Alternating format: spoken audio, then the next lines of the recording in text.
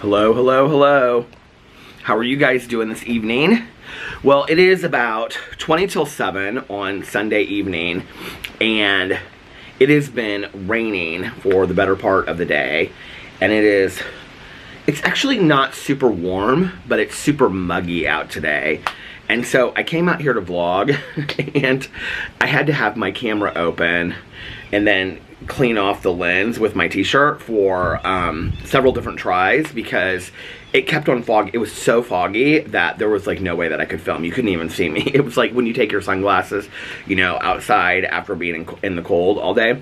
So yeah, so I've been sitting out here for a while waiting for the lens to clear up so that I could actually film my vlog. So anyway, here we are.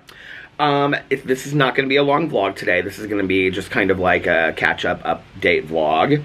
Alex actually just left. We went to brunch, and then we came home, and we both napped. I said, I'm going to lay down and take a nap. Because usually on Sundays I film a bunch of videos, and I kind of decided that I wasn't going to do that today, except for my vlog. So, I will say that there's like a really nice breeze. You can see it's like, my fern is like blowing in the wind. And, so anyway, I was like, I'm going to take a nap this afternoon. I called Tanya. I called Valerie and, her boyfriend were going to the Monet exhibit, the Van Gogh exhibit that was like it's called La Lume. Do you hear that? Thunderstorms. The La Lume Van Gogh exhibit that was like an immersive experience at the art museum, which is called Newfields in Indianapolis. It used to be called the IMA, the Indianapolis Museum of Art, and now it's called Newfields.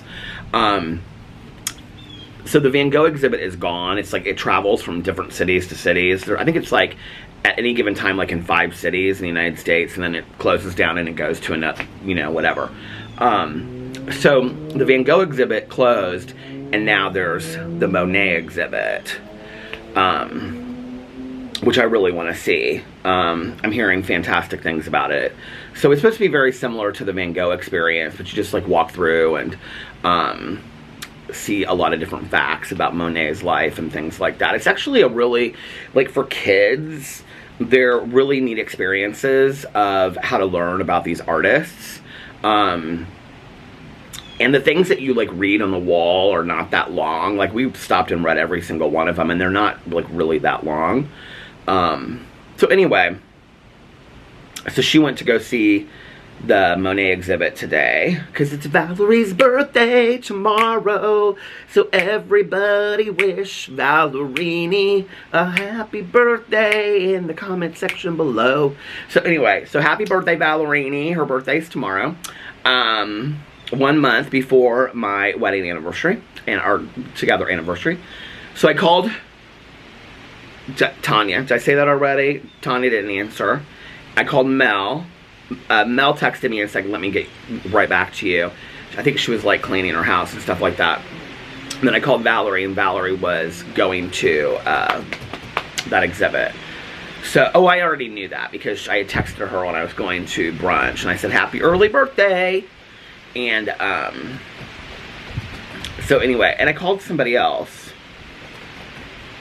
I don't remember who else I called. But anyway, so I told Alex, I said, I sat out here and I drank just a little bit of my coffee. I still have the rest of my coffee from today. It's not like, there's no liquor in this, okay? It's Frangelica flavored. That was the flavor today at Patashu. So afterwards I told Alex, I said, I've been dying to already use the portable air conditioner, but now the upstairs is not hot because it hasn't been that warm the last couple days. I'm sure I'll get the chance. So anyway, I said, I'm going to lay down for a little bit. Like, I'm going to take, like, a long nap, like 2-hour nap or something. He said, okay. So he told me then he was like that he was going over to his friend's house because they're going to Vegas this next weekend. And I said, well, he goes, I'm going over there to try on outfits. They're going to try on outfits together. He gets so excited about this stuff. I'm like, okay. So we are actually going to, with this couple that we're friends with, They love, like, electronic dance music. We're going to see Swedish House Mafia maybe in Chicago. I think it's in August or September. We made those plans today with them. So, let's see. Okay, so I was laying down, and like Little Boo Radley was like laying on my chest and whatever, and Alex, he put his phone down and he goes, I'm gonna take a nap too. And I said, okay, well, what time are you going over to her house? And he said, I'm supposed to be there around 7. He literally just left. So we took a nap, and I snoozed my alarm for like another 20 minutes. I said that was at like 4 o'clock, and I set it for like 6 o'clock, and I got up at about 6:20. Do you guys hear the wind? Look at it out here tonight. When I was turning the camera around, I shut it off. So anyway, my neighbors today, they went to, I thought they were going to a baseball game here in Indianapolis, but they were actually going to a baseball game in Cincinnati. And well, I found that out a couple days ago when I was talking to them. So they had asked me if I would take their dog out today. And he was so cute. So I took him out, and when I went into their house, he was just like laying in the chair. He's like this big Basset Hound Beagle, and he was like laying in the chair with like his head like laid over. He's lying over the end of it. He just looked at me like, what? And I was like, come on, let's go outside. And then I took him outside, and he didn't want to leave the patio. And I was like, come on, let's go. You gotta do your business. He finally did. I got him off the patio, and he walked all the way down the yard and all the way back. And then he kind of stayed out there for a little bit.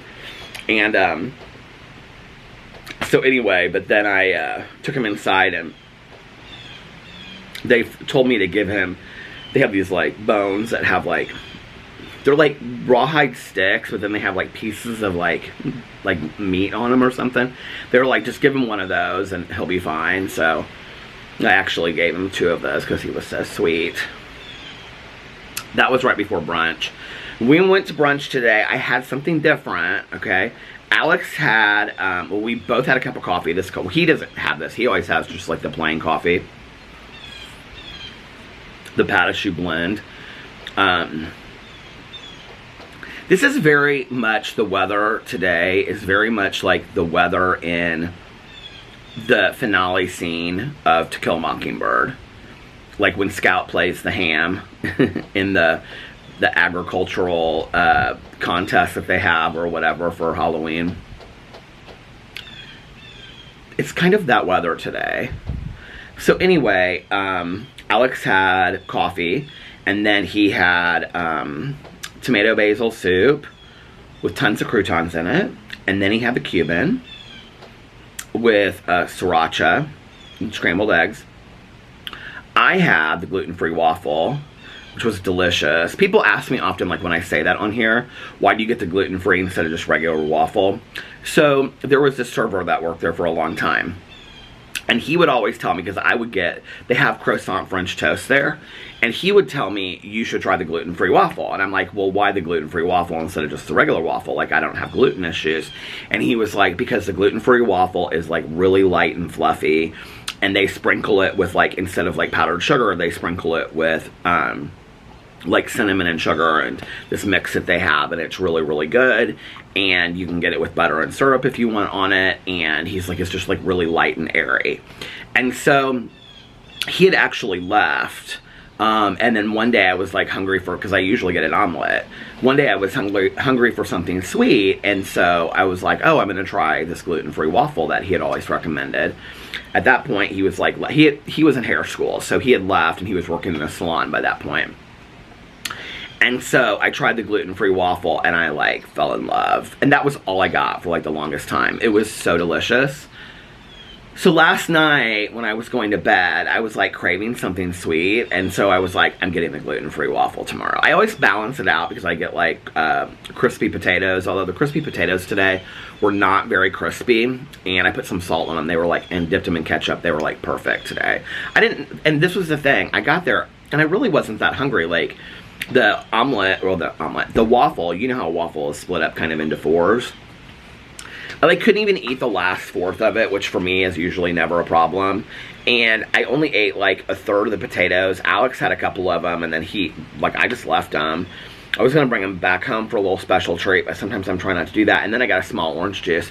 I almost couldn't finish my coffee, my orange juice, any of it. I really struggled today. I just really wasn't that hungry, which, you know, that's a good thing, right?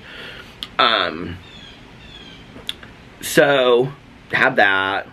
Talked to a couple of the servers there. We loved that place so much. They're so nice. Used a gift certificate that Lucy, that follows the vlog, she had gifted me a gift certificate for Pata Shoes. So, Lucy, today, my husband and I thank you. We used your gift certificate. That was very, very sweet. She sent that to me a while ago. You didn't have to do that. But I used it today because I didn't want to, like, forget about it. And so, I got sent 2 gift certificates. Maybe it wasn't Lucy's that I had used. I think maybe I had used Lucy's already. I got sent 2 by email. I don't know which one it was on there. Well, I'll look. But Lucy, at one point, she had sent me one, and so I had either used that in the past or I used it today. And, yeah, it was really, really sweet. So, I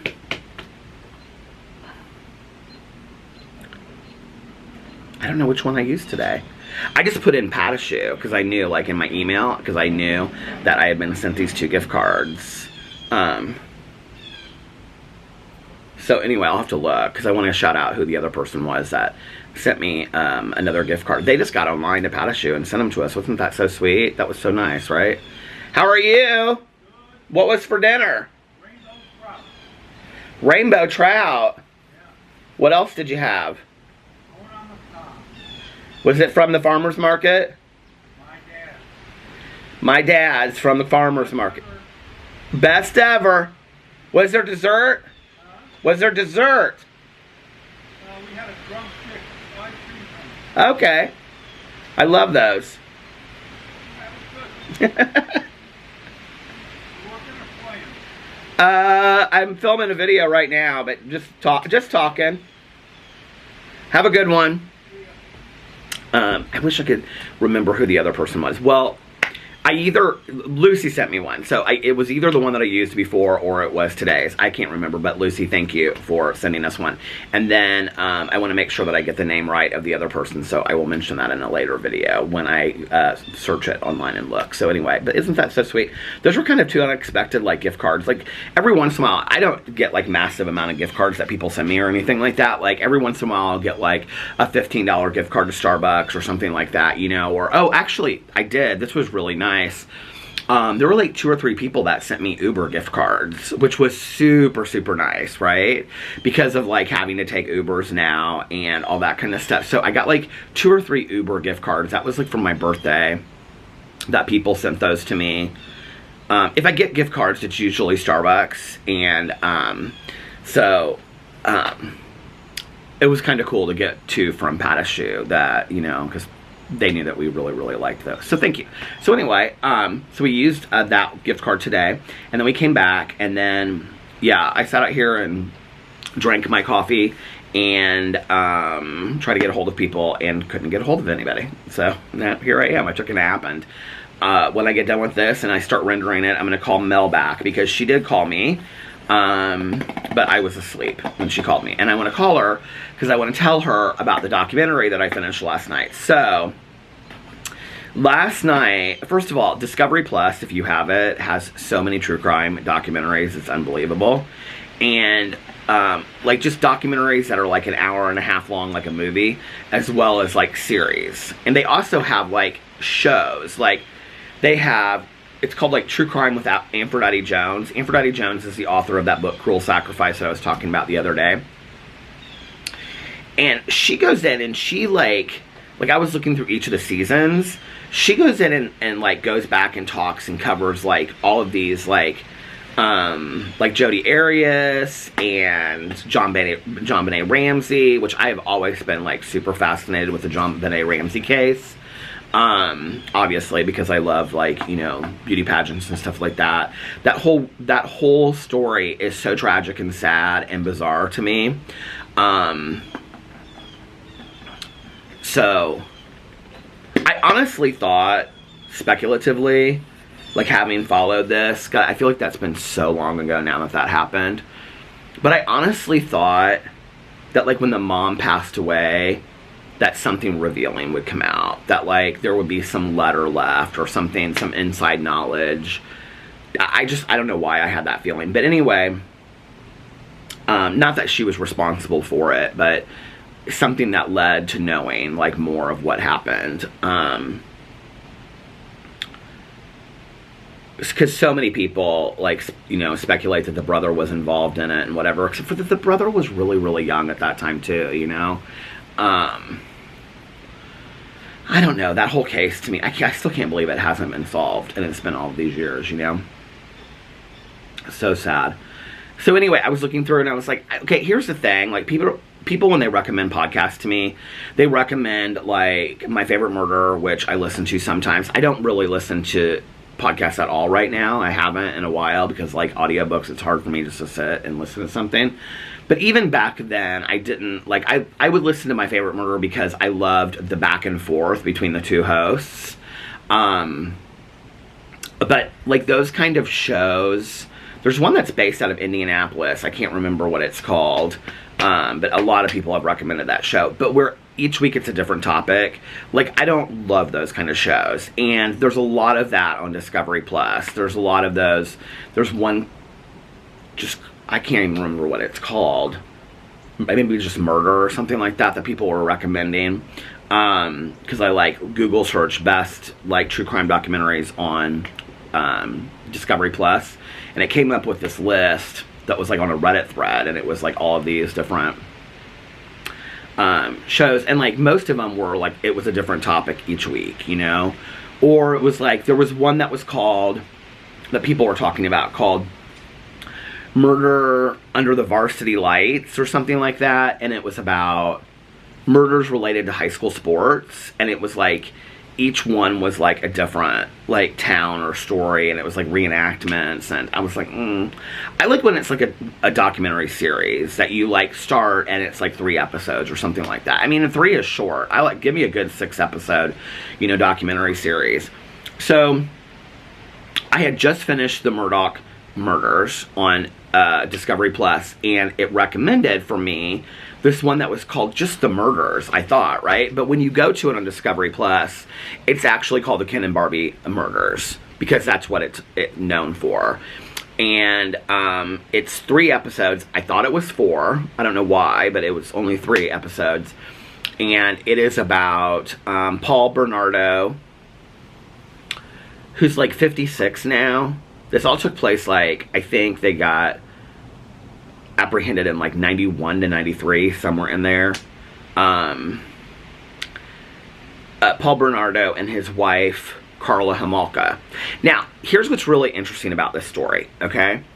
Was when I watched the documentary on Netflix called Don't F With Cats, the guy that whole documentary is about, if you haven't seen that documentary, it is one of the best true crime documentaries I've ever seen. And I think it's only 3 episodes. And it's about citizen detectives and how they solve this case, okay? But in that documentary, well, in that story, the guy that was accused of these killings had come out and said that, like, he dated Carla Hamalka, okay? So, during the True Crime Book Club at that time and stuff like that, people were like, we should read about the Kin and Barbie doll case, or the Kin and Barbie cases, the Kin and Barbie cases. I didn't know anything about this, you guys. And I just have to say, in retrospect, after watching this documentary, I am absolutely floored that at the time that I grew up, which was a really, like, people were really interested in, like, the O.J. Simpson case and true crime and things like that. It's beyond me that it took place in Toronto, you know, or outside of Toronto. It's just, it's almost unfathomable to me that, like, I'd never heard of this before this Don't F With Cats documentary. Like, it's crazy to me, it really is, because this was such a massive story. And I don't want to, like, if you guys are going to watch it, I don't want to spoil the details of the case for you. It's a really sick case. It's a really sick and sad case. And I don't even know that I was really prepared for what I watched. There's a lot, it's 80 to 90% about SA, so if you are triggered by that, this is not the documentary for you to watch. I just want to put that that warning and caveat out there, trigger warning. So what it's about is this Paul Bernardo, and he meets this Carla Hamalka, and they're like, she's a couple years younger than him, and they're like both like really like good looking, and then like, I don't want to spoil, like I said, I mean, it's like spoil a true crime case, like I don't really know how I feel about that, but basically they engage in all of these crimes, and you never really know what the story is, because both of them is like said the other one did it. It's horrific. It's absolutely horrific what happens to these girls, and then their families, and it's just it's very, very sad. But the other thing that happens is all these injustices within the Canadian legal system, and I don't know why this was interesting to me towards the end of it, because it was the very first case that they had ever introduced video footage, because they literally had video footage of them abusing these girls. There were, like, they videotaped everything, these two. Like, everything they did, everywhere they went, they, like, recorded. And so they had all of these videotapes, and there were, like, 6 videotapes that they had that specifically had them with these girls. So that was how, like, all of it was told. And it was interesting at the end, because they had, this isn't going to ruin it, but they have this expert on there, and she was younger. She was probably, I don't know, 30 to 40. And her, like, because it would say their title, you know, underneath it. And she was a doctor. It was like Dr. So-and-so somebody. And it said, and she's a real cute girl. And, listen to me, I'm getting so old. She's a really nice looking woman, cute woman. And, she was just dressed like in jeans and like sneakers and like whatever. But her expertise was in video and culture phenomenon or something like that. And I thought, God, what an interesting area to study, right? Like, that your expertise, like your doctorate study, is in how video is used. And so one of the things that they talk about, and this is part of this, this might ruin this true crime story for you, but I think it's important to talk about it in this way. One of the things that she talks about is because these families get this family attorney to fight for them, right? Because there's this whole issue of the videos being shown in the courtroom, okay?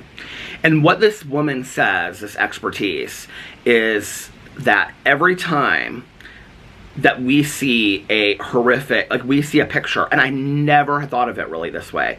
Every time that we see a picture, and I don't know why, I mean, it's very common sense. If you see a picture of somebody being abused, or you see a video of somebody being abused, or they show it 10 times on the news, or in documentaries and whatever, that every time that that is viewed, that person and their families are re-victimized. And I was just like, that is so true.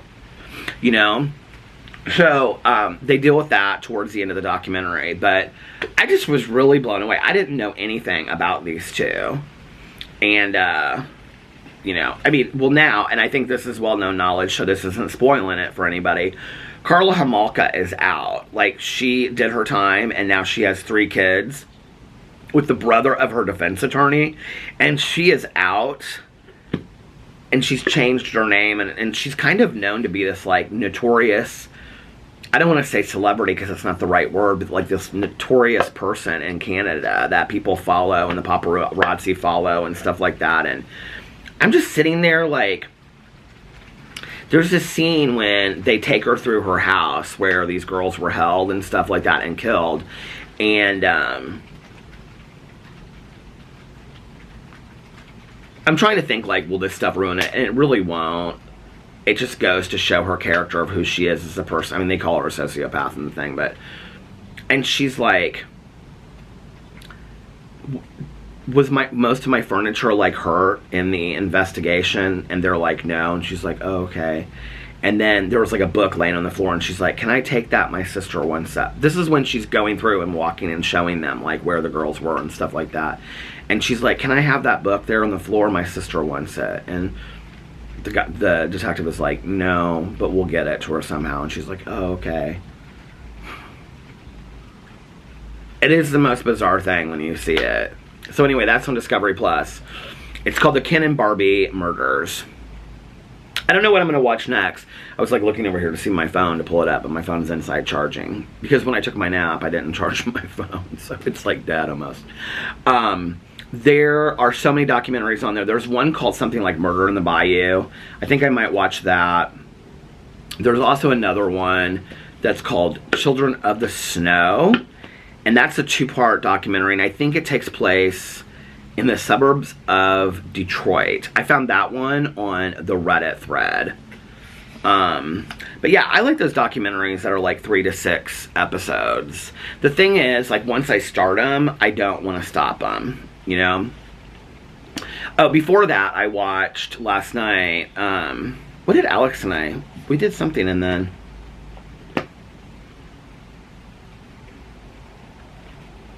Well, he just kind of rested all day, and then, oh, he started watching a show. I was like, what is the show that you're watching? It's some high school show that is in Spanish. And he's watched, like, a previous season of it before. I can't remember what it's called.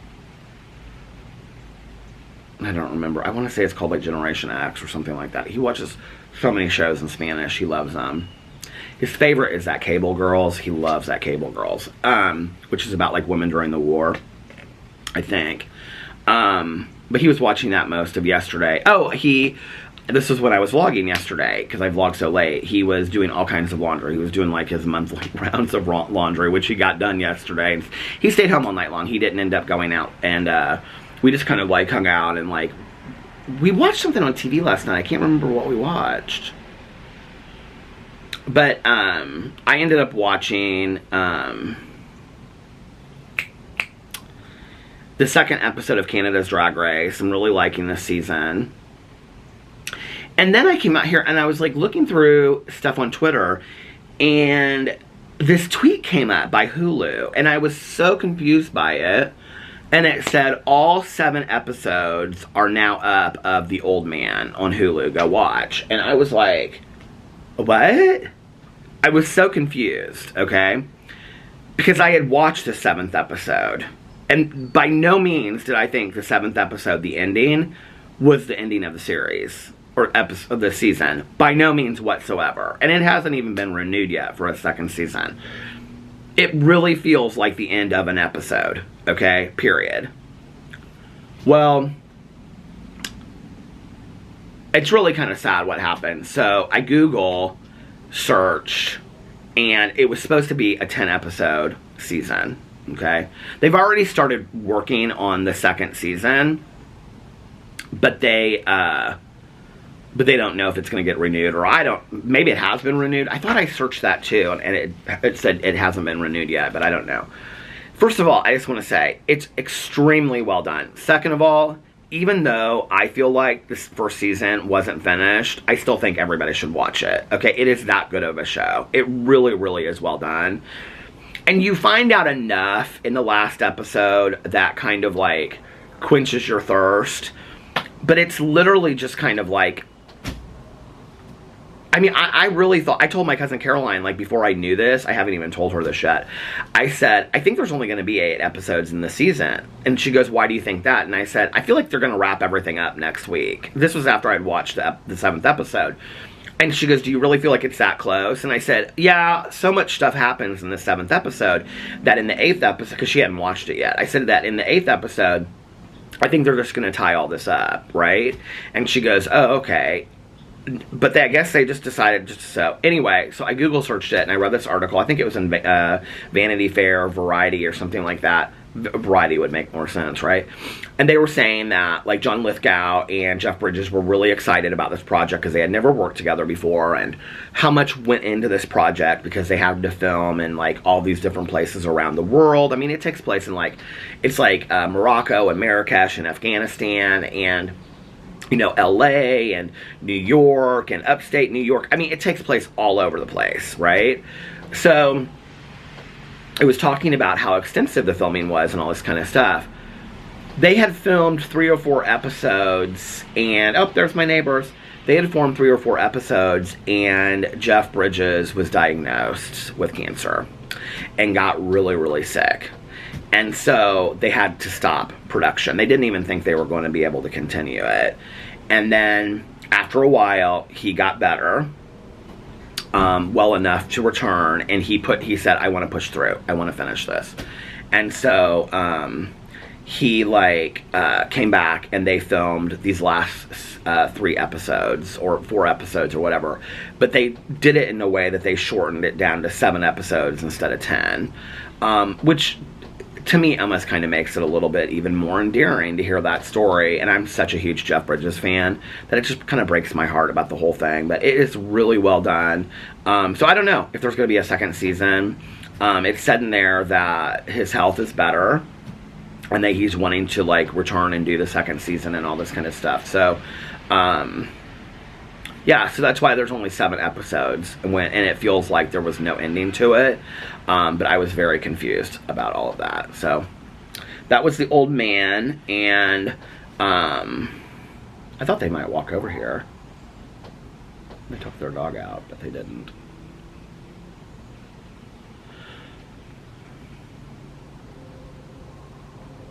They said that they were going to be home at 7, and they were it's literally 7 on the dot, I think. Or maybe 5 after or something. So yeah, I actually thought there were 4 episodes of the Kin and Barbie documentary last night, but there were only 3. So I watched Canada's Drag Race, and then I watched the 2 other ones, and then I went to bed. And I don't know what I'm going to watch tonight. And Alex went over to his friend's house, and they're going to try on outfits for Vegas. And I don't know. I mean, I just got up from my nap, so it's not like I need another nap. I might read or something out here while it's still a little bit light. I keep on telling myself that I'm going to read. And I have, the manga I have. But, to sit down and read a book. I actually bought, what book did I? Oh, I actually bought a book on Audible this week. I bought, 2 more books. Because Sarah Pierce, I think the book that she wrote before was called The Sanitarium. Do you guys remember I listened to that on Audible? And it was about this group of people that go to the sanitarium, in Switzerland or somewhere. It was really well done. And then they get, locked in because of this blizzard, and there's this, people one after another get picked off. Well, this is very similar. And this is called The Retreat. And, so I really liked The Sanitarium. I didn't think it was the best book in the entire world. I think it was about the same time that I read those. Courtney, she's got another book coming out too. I can't think of her last name now. I can see the cover of her book coming out because I follow her on Instagram. What is everybody talking about on... God, I can't think of her name. Courtney. What's everybody talking about on Instagram? People are saying, I can't see pictures of my friends anymore, and Instagram is changing everything, and they want to be the new TikTok and whatever. My friends' pictures show up on Instagram. Am I the only one? I'm confused. I don't understand. Or are people just saying because they've rolled out all these new features, now people don't post pictures anymore? I'm going to still post pictures over there. I'm going to post pictures of me with my turtle, prune. That's gonna be my picture over there on Instagram. I'm gonna do one tomorrow maybe. But I've seen so many influencers post about, what are you doing Instagram? Nobody needs another TikTok and all this kind of stuff. It's it's not just Instagram. I mean, YouTube did shorts, right? Do y'all not think that was them trying to get into the whole TikTok deal? Facebook has the same thing. Facebook has those short videos that you can do. That was from TikTok. TikTok came along, and all of a sudden it ruled the world, and everybody was like, oh my God, we gotta be the next TikTok. So Instagram started rolling out Reels, which I posted a few Reels over there on my Instagram. And Facebook did those video things, and then Twitter even had something for a while. Do you remember that? And then, but it's that's kind of the way of how it goes, with all of this stuff. I remember a while ago, this is probably a year and a half ago, my friend was and this is a friend of mine that's she's not get big on social media. She's not a YouTuber or anything like that, right? Just a friend of mine. My friend that lives in Oakland. And she was you gotta join this thing. And I was what is it? I can't even remember what it was called. And she was like, it's where like all these creative people are gonna go, and then you have like a page and you can post all your creative stuff over there and whatever. It just started. I can't remember what it was called. It was like one word, but it was like, I don't know how to explain it, but it was like something, but it was like spelled differently. You know how like they spell Kesha with like a dollar sign? It was like that, okay? But it was like one word, and I can't remember what it was called. And it was like this creative community, and you could like follow people and whatever. And she's like, you need to get your name over there because this is going to blow up. And then you're going to want to make sure that you have Peter Monn over there registered. I'm like, okay. So I like went over and I looked at this thing. She sent me like an invitation and all this kind of stuff. And I was like, this is stupid. I'm not, listen, I got the Twitter, I got the Facebook, okay, I got the Instagram, and I've got the YouTubes and the TikToks now. I think, and the Goodreads. I've got enough, okay? I don't need any more of this crap in my life ruling me. Most days I wish I could just turn it off and not look at any of it, to be honest. Well, other than YouTube, because I love it. Stopped. I was at the end. It's funny because, like, I don't really follow that many, like, problematic people anymore. And it's funny every once in a while because, this is what I was going to say, every once in a while somebody will come up and I'm like, why do I follow them? Like, yesterday, Nikita Dragon, a picture of her came up on my Instagram feed, and I'm like, why am I still following Nikita Dragon? Okay, like, I could care less about Nikita Dragon. And her hair looked cute. She had it cut, like, real short, and I was like, oh, her hair looks really cute. But I have no interest in Nikita Dragon. It's like I did this video about Jeffree Star and Nathan Schwandt, and I'm like, why am I still following Nathan Schwandt? Like, for what reason, you know? When, I don't know, it was like 3 or 4 months ago, I unfollowed all these accounts of people that, like, I had followed for years that I knew that were, you know, I don't know, just, like, good-looking guys on Instagram. But I had followed them and, like, their partners and whatever, you know, and I just was like, I'm done with all this. I don't care about these people. I don't know these people, whatever.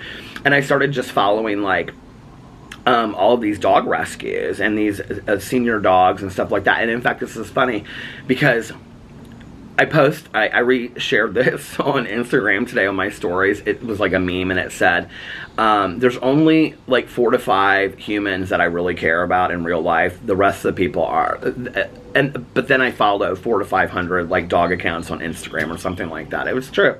And I started following that. So it's funny because, like, every once in a while I'll come across an account and I'll be like, what I did was, I didn't deliberately go into my follows and, like, just unfollow people.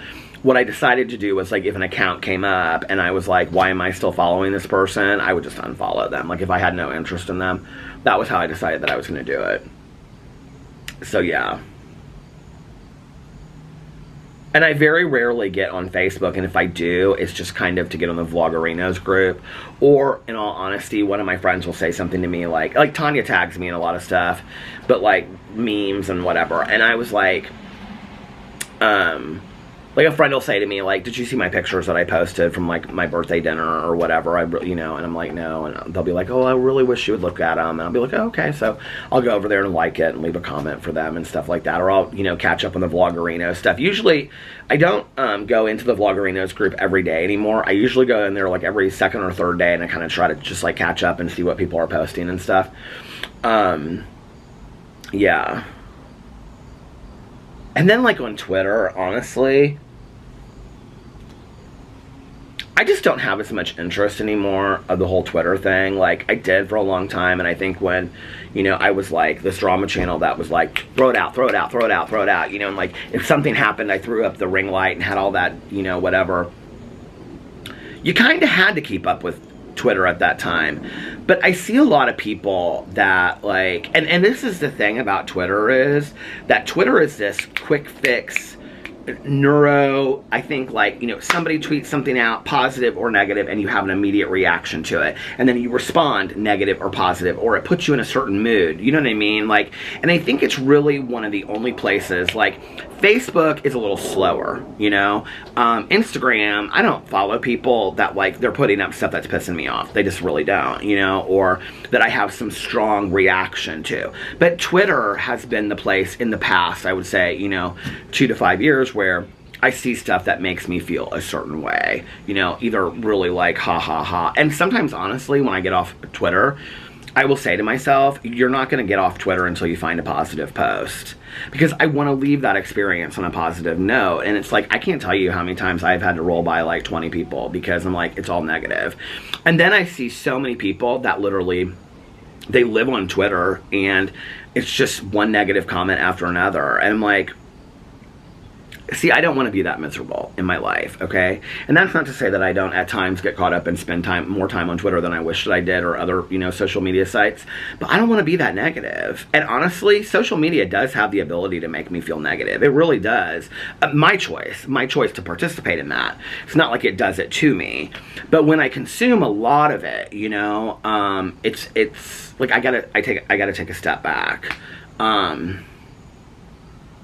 It's just, it can be a lot sometimes, especially when we're talking about a lot of really heavy stuff.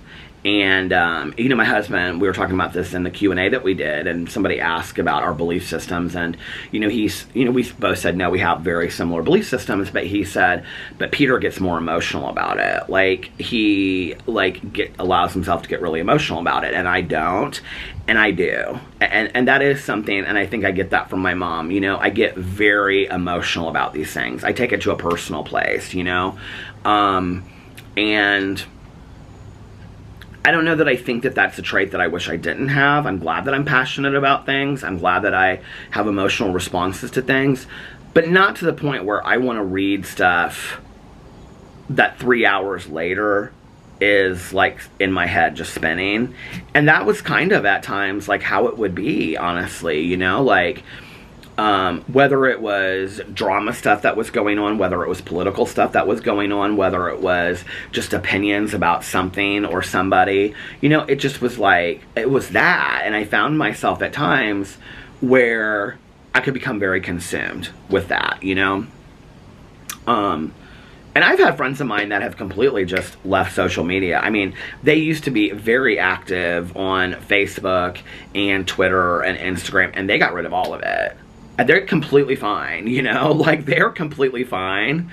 Now, don't get rid of the YouTubes. Keep watching my vlog, please. But they're completely fine, and they're no, I don't have any of those things. And I actually get a lot of comments from people on my videos that will say, I don't have Facebook to be in the Vloggerinos group. I don't have, I don't follow you on Twitter and things like that. And that is really, honestly, in the past, why I did make certain drama videos, because if you didn't see all this stuff unfold on Twitter, then how would you know about, what these influencers had done? And that was a big part of why I did make videos. But at the same time, it's I love to make the drama videos. I love to have my opinion. I love to be funny. I love to share something that I feel passionate about, whether it's talking about addiction or life experience, and apply it to those things. Not because I think that I'm know everything, but because I just like to have an opinion and have a talk about those things, and then let other people share things in the comment sections as well. And so I will continue to do the drama videos, but I have to say that in the past, there was, I would say, a year where I was kind of a little ate up with it. Honestly, this was probably I would say, my second year doing it. I was kind of like that. And Smoky Glow came out not too long ago, Hannah. I would say this was probably 6 or 8 months ago. Probably 8 months ago. And she had taken a break, and she said that she was at a family get-together, and some video had been put out. I don't think she even said what video it was. And she found herself in the corner at this family get-together, watching the video on the phone, because she was so consumed with the story that she had to find out what was going to happen. I so related to that statement, that there would be family situations where Alex and I would watch a TV show, and I would be on my phone while I was watching, and something would happen, and I'd be babe, I gotta take a break for half an hour. I gotta film this video and get this up. That's no way to live, And today I know, even if Jeffree Star would go to Las Vegas and get married tonight, and that video would be the video that everybody wants to hear, y'all are going to wait till tomorrow to see it. I can do that tomorrow, when my husband's at work and I get up. I mean, that's not a video that needs to be out anymore immediately. But, back in the day, there was this, I think this competitive nature of who can get it up first, and all this. I don't have that anymore. And in fact, some of the things that I talk about on my drama channel, I think it's better that I do wait, What's so funny to me is I do love that channel, but I'm sitting here thinking about, I did this video the other day on my Peter Does Stuff channel, and it was called It's Not Just a Tomato, and it was about my neighbor giving me that tomato. And like, as much as I love the drama videos because they, like, entertain me in a certain way, it's those kind of videos that I love making the most, you know? It's sitting over here and telling funny stories about going to O'Brien Street and shooting pool, like I talked about in my video. I think that was yesterday. You know, I love telling those kind of stories and doing that kind of stuff. The drama stuff is still fun for me. You know, I enjoy it, and I will continue to do it. And people at times are like, don't you get tired of talking about the same 5 people? No, not really. I mean, I have followed some of the housewives for 10 to 12 years at this point, you know, and I'm still talking about them. I mean, Vicki Gunvalson, I think I have watched for 12 plus years, okay, and I'm not bored of her. I mean, she's not on the Housewives anymore, but she just was on the Ultimate Girls Trip, or she's on the Ultimate Girls Trip, you know, and I mean, some of these people, like, no, like, I've watched them for years and years and years. I'm not bored of talking about them yet. So it's not boring to me, especially when they do new stuff. I think the thing that's going on right now is that a lot of these people just aren't really, there's like nothing going on with them, you know? So it is what it is.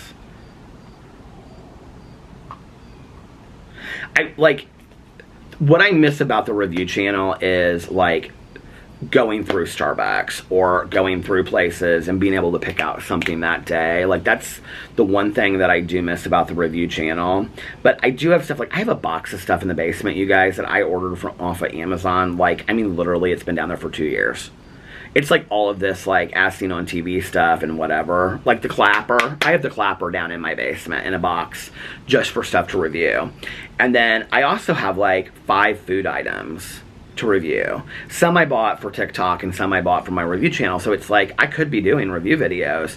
The other thing is that by the time that, like, I get done making videos, you know, I'm starting later and later to make videos in the day. And so by the time that I get done, I'm like, oh, do I really want to make a review video? It's already late. And the other thing I've been thinking about lately too is, I hadn't really thought of this before. For those of you out there that, honest to God, like, watch every video that I post, I think that it's a lot to ask that somebody watch, like, a 45-minute vlog, a 30-minute drama video. I mean, that's an hour and 15 minutes, okay? A 15-minute review video, that's an hour and a half. You know, a 15-minute Peter Does Stuff video, that's an hour and 45 minutes. And then, like, a Peterisms video is like 10 to 15 minutes, so that's 2 hours, you know?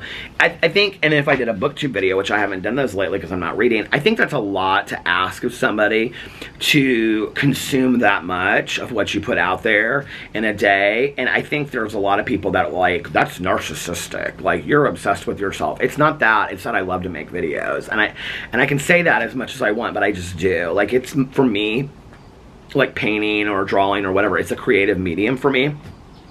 And I just love coming up with things, you know, like when I saw that tomato in the kitchen and I wanted to make a video about it, like, as corny as that sounds, I was like, oh my God, I'm so excited to make this video. So it's always like that for me, you know, like, I get excited about these ideas. Like, when I found that box in the basement, because, you know, I'm cleaning out my basement. When I found that box in the basement of all that stuff that I'd ordered from Amazon, I was like, oh my God, I forgot this stuff was even down here, you know? And so that kind of, like, got me excited again as well. And I think it's about that. And but I think it's a lot, you know. I think most people don't have 2 hours of their time to just, like, give to somebody else, which is why the other day, there was like 2 days. One day I did, like, the Peter Does Stuff video, and the next day I did, like, a Peterisms video, because I was like, I think it's a lot to ask that somebody watch 3 or 4 videos of yours in a day. And I know that there are a lot of people that are like, well, Peter, don't worry about it, because I watch your vlog and I watch your Peter Does Stuff channel. I don't watch the rest. Or somebody will say, like, I watch your drama videos, but I don't watch your vlogs. And I get that, and I appreciate that. And that's why I have 6 channels, you know? So that people can go where they want to go and they can see the videos that they want to see. I mean, you know, there are some people that come for, like, the drama and the haha and the fan flipping, but, like, they would be bored to death with, like, a Peterisms video, you know, where I'm sitting there reading a meditation and talking about things in my life. There are other people that love the Peterisms videos and the vlogs and the storytelling and the me talking about, like, mistakes I've made and how I got through grieving and my recovery, that people that watch my drama video, my review videos, that they just want to laugh and be entertained. Like, they would be like, this is Debbie Downer. Like, I can't with all of this, right? So I get that, and that's why I make all these different videos. And then there's some of you diehard OG Wolfpacker vloggerinos out there that you watch everything I put out, and thank you, Troy, I appreciate it. No, there's quite a few of you out there that do, and I see you guys. You, like, I think Tammy is one. that comments a lot. And I think there's quite a few people out there. You know, and it changes from time to time too, you know, like some of the people that used to watch every video that I put out there like 2 years ago, like I've wondered from time to time, like what happened to them. Like I don't see them ever comment on videos anymore, and maybe their life changed, you know, and maybe they stopped watching YouTube. I think a lot of people do, you know. So anyway, I don't know. Don't stop believing. I'm stopping. No, I'm not. No, I'm not ever going to stop the vlog, but I'm going to stop and get off here now so that I can start rendering this. Yeah, and so I want to actually call Valerie and see how the Monet situation was and talk to her a little bit about that. Creaky Halloween door. So anyway, all right, you guys, listen, I'm going to get off here now. I hope that you guys are having a magically amazing Sunday and that you're getting refreshed, renewed, rejuvenated, and restarted. Is that a word? Restarted? Yeah. For what's the other words I usually use though? For the week ahead, and I love Sundays.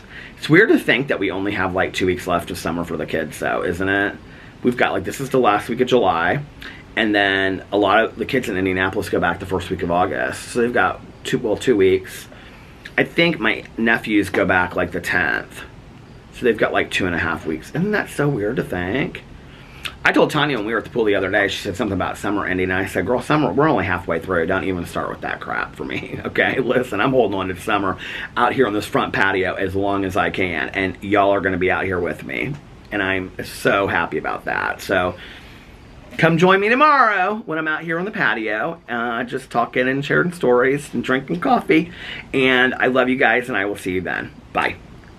Love ya.